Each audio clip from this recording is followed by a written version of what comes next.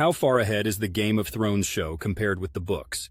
The game of chess that is Game of Thrones is a fascinating one, where the pieces moved on the screen have long outpaced those on the page. The truth is, the HBO show didn't just catch up to George R. R. Martin's books, it sprinted past them by several leagues.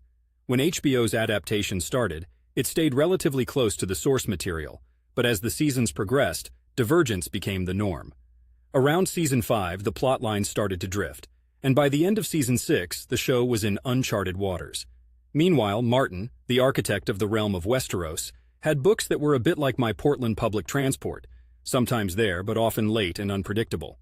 The last published book, A Dance with Dragons, hit the shelves back in 2011, and since then, fans have been pining for the next installment, The Winds of Winter, with only excerpts and Martin's prophecies to tide them over.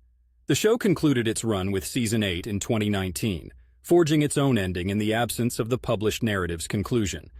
Let's be clear, though, no amount of lamenting will speed up Martin's typing speed. The man is not just creating a series of events, but a deeply intricate world replete with its own histories, languages, and prophecies. And that kind of work demands patience. Patience and an almost masochistic tolerance for waiting. For fans who watch the Iron Throne melt into a pool of symbolism, they know how the show's creators decided to wrap up the tale. Yet, there's a substantial contingent that holds fast to the hope that Martin's pen will scribe a divergent path, replete with the complexity and nuance they've come to love from the books. In essence, Game of Thrones on screen has completed its narrative arc, while the Song of Ice and Fire book series remains 2 volumes short of its finale.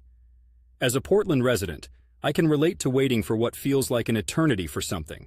Rain to stop, a book release, or just a decent sunny day. But much like awaiting the perfect Portland donut, there's a sweetness in the anticipation itself. Will the book's conclusion differ from the show? We'll just have to wait and see.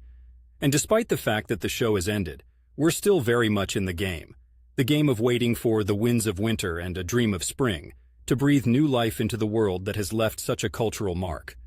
Will they ever come out? That is a question only time can answer, and until then we can only reread, rewatch, and speculate.